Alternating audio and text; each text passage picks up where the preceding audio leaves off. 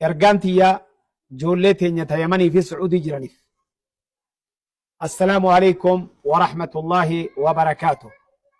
Buleeyyan kiyyaa, ijoolleen teenya, ilmaan kiyya, warri Yaman keessa jirtan, daangaarra jirtan, daangaa Sucuudii keessa jirtan, nasiihanan isinii qabu jira, dhaamsaan isinii qabu jira.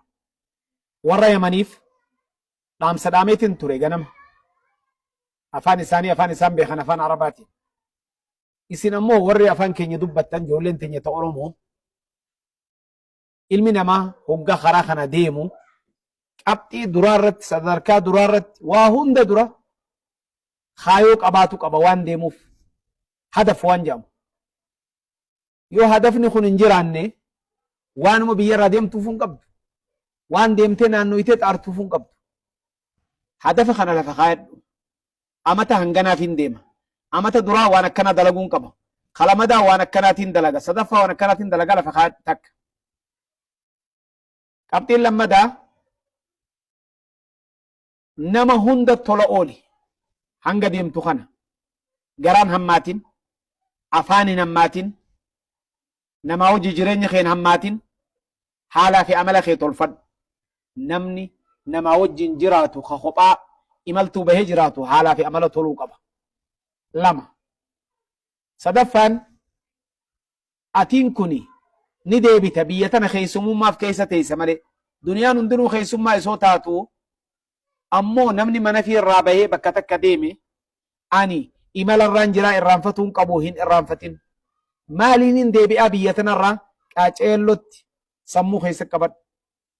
Hangam takka dalagadheetiin galaa waa meeqaaniin galaa karooruma reefu juusan keessatti lafa kaayatta jechuudha. Qabxiin afree isaa ta'a karoora keessa oolchuu qabdu guyyatti meeqa tirfirkatta meeqa baafta waan argatte kanarraa ji'atti meeqatu siyaafa yoo wanni siyaafu hin jiraanne qoonqoo tee qofa dalagin biyya Yaman ni beeyna biyya namni afaan kaayateetu ofirraa usee kaan maal jee maal jiru. Kanaafuu waan kana qofa dalaguurra daddaftee waan qabdu kana lafarra walirra kaayattee kanaan karooruu qabda jechuudha. Kana qabxiin shaneessaadha. Fira kee rahima kee ka biyya jiru hin dagatin bilbila illee taatu aloo an bakka akkanaatiin jira. Namoota meeqa amata 7 eega bahe amata 8 eega bahe bakka inni jiru hin beeynu jaan. Waan kana firraa dhiisaa yeroo teknooloojiin tolte kanaan itti fayyadamaa fira keessan dubbisa bakka akkanaa jira. Anima bakka akkanaatiin jira. Waan irra jirtan fira keessan dubbisa rahima maxxanfachuun rizqi namaa bal'ifti umrii namaa dheeressiti. Shaneessaan kana jaheessaan laa tansaa rabbaka qabxii duraa ta'uu qabasan rabbii keetis hin dagatin. Hiriira keetiif rabbii jabeessi. Yoo gartee eega nama muslimaa taate namni karaa kana jiru dhibbarraa dhibbatti hanga callottiin hubadhee jira. Harki 90 ol nama islaamaati namni karaa kana deemu. Ummata keenya ka muslimaati. Kanaafuu rabbii keetii wajji hiriira kee cimsi. Isoo rabbii keessanii wajji hiriira cimsitanii qabaattanii rabbiin nama hunda isiniif laaffisa warra irra isinii iyyuu kun hundi gabra isinii godha rabbiin subhaanahu wa ta'ala dandeettii isaatiin. Kanaafuu hiriira keessaniif ka rabbii cimsa akka gaariitti. Qabxiin biraa ta torbeessaadhaa xabiicaa ummata keessan obboleeyyan keessan Yamanoota qaceelloo baradhaa. Yamanoonni nama gaariidha ummata akkaan xabiicaan isaanii bareedduuti. Wasalaatti hin bahina. Afaan hamaatti hin dubbatina. Qoosaa hamtuu wajjin qoosina. Ummata nagaa wajji jiraatanii nagaan akkasi jiraadha. Tana nasiihanti. Eegasii qabxii irraa boodaa keessatti 8ffaa yookaan torbeessaa waan halaal malee hin dalagina. Wanni isin daldaltan halaal ta'uu qaba.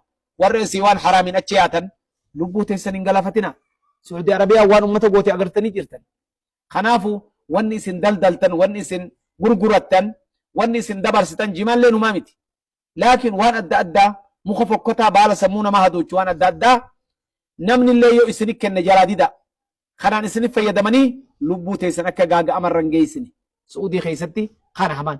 Nasiihaan tiyyatuun hunda walitti qabatte. Ka Suudii jiru haa ta'u, ka Yaman keessa jiru haa ta'u, hundaahuu walitti qabatti jechuudha. Kanaafuu akka gaariitti obbolummaadhaan jiraadhaa. Haala keessan jijjiiraa. Warri xarafarra jirtan san qawwee fi waan adda addaa ol qabdanii dhadhahuu fi waan adda addaatiin hin fifiiginaa. Bakki jirtan biyya namaatii qaceelloo beeka. Qawwee isin harkaa qabdan kana biyya qabachuu deeman isin se'a namni. خنا ألت يوخن سنيتو باتي واني أما أنجي يوخن تقو أرقمو باتي قالها بيتي سنت بيتي نيارا صدركا وري عربات وفي قابوف جرجات تيما يمنوتت حلالني سعودتها وفي أزت قابو جرى بيتي نياف تركي فكات بيتي نيارا الحمد لله وان موتمان أما جرتتون تتافتي دليدين صدركا قدار رجرا خنافو نمني نما قال تيفتين ربي قداون قال تيفتو خنافو حكومان أما جرتو قالني سالفاتو صدركا قدار رجرا جزاكم الله خير بارك الله فيكم والسلام عليكم ورحمة الله وبركاته